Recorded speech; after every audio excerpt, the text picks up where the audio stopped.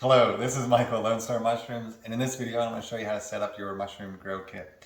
So the simple 5 easy steps. First thing you want to do is remove the cutout in the front of the grow kit. Take a clean sharp knife, cut the plastic behind it. It's okay if you puncture the substrate. Take your misting bottle. If you purchase this online it's going to come in the shipping box. If you purchase it at the local retailer or at the farmer's market, you're going to find it inside the grow kit. Fill it up with tap water, 3 squirts 3 times a day, and then patiently wait for the mushroom to grow. But you're going to want to place it somewhere where it's going to receive enough light that it's not going to dry it out. So don't put it in direct sunlight, and don't put it under an air vent that's going to dry it out either. So those are 5 easy steps to kind of go into the nitty gritty a little bit. Again, the first step we're going to want to do is remove the cutout. Very simple. Pull the bottom out and then remove that. Mine was a lot easier because I already did it once. And then the next step you want to do is take a clean sharp knife. Don't use the one from last night's dinner that your child washed and missed half of it, or anything like me when I was a kid.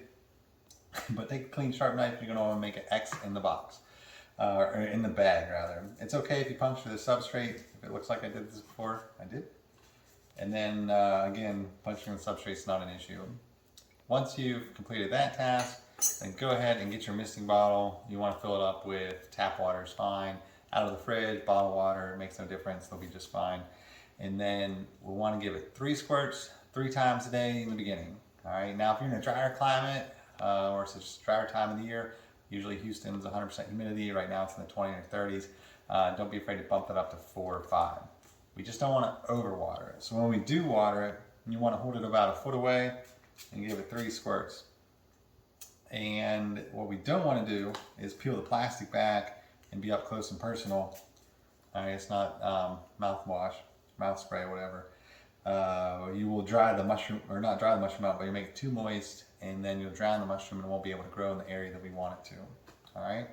So leave the plastic alone. Don't peel it back. And then we want to place the kit somewhere in our house where, like I said earlier, it's not going to be in direct sunlight, but also it's not under an air vent or a fan. So just be mindful of those things. We don't want to dry that mushroom out once it starts to grow.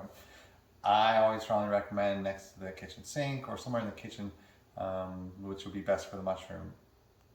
Once you've placed it there, continue to mist it daily. And once the oysters, in about 3 or 4 days, you're going to start to see them pin sets forming on the front where we've punctured the substrate. Keep misting. If it looks like they're drying out or a little on the dry side, don't be afraid to mist it more. At this point, it's kind of hard to overwater them. Obviously, yes, if we take a whole our watering cans, pour it on there, we're going to have problems, but we don't want to go that extreme. With the lion's mane, they're a little bit more susceptible to drier climates. You're going to see the cap starting, not the cap, but the mushroom to form a light brown tint to it. If you see that, it's a good indicator that you want to water it more. Maybe your schedule doesn't allow you to water it as often. Just take a small bowl or dish, put some water in it and set it in front of your kit. That'll help keep the humidity in the area. I know some people like to take a bag and put it over top and make a humidity tent. That usually causes more problems than it solves. And the reason is these mushrooms are breathing like you and me. They breathe in oxygen, they let out CO2.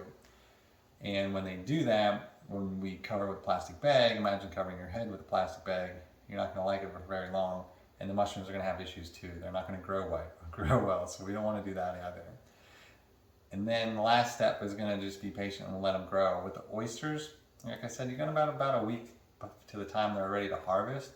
About the time you harvest the pink oysters is about the time you're going to see the lion's mane actually starting to grow. So if you're like, what did I do wrong? Why? They're just really slow. Just be patient with the lion's mane on that front. And then keep an eye out for emails, which will send you some pictures of what's different stages at different times to see to make sure you're tracking on point.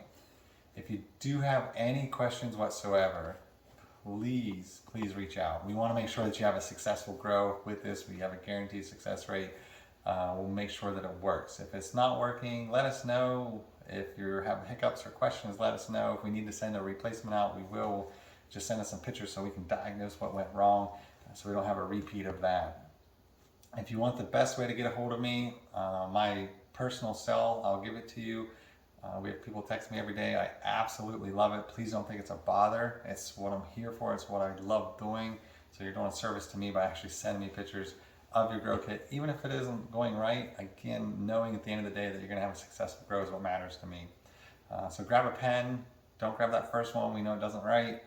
I don't know why we put it back in the drawer, but we do, or put it back in the jar with all the other ones. But write my number on the side of the box. It's 724-581-7657.